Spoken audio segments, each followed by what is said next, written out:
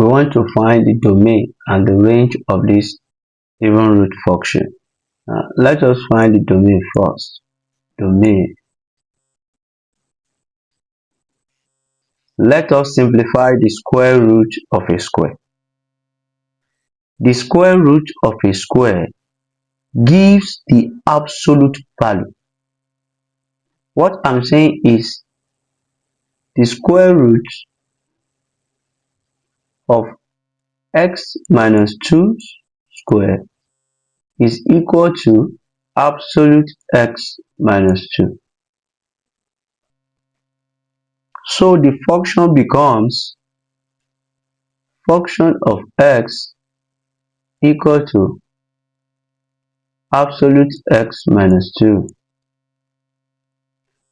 Absolute value functions are defined for all real numbers. So our domain is negative infinity, positive infinity.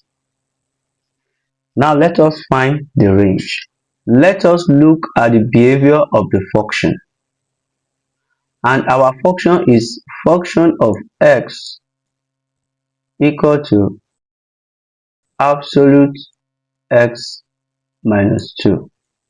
Absolute value is always non-negative, and the minimum value occurs when x equal to 2. And this 2 is gotten by equating x minus 2 equal to 0 and solve for x. So function of 2 equal to absolute 2 minus 2, which give us 0. As x moves away from 2, the output increases. So our range is square bracket 0,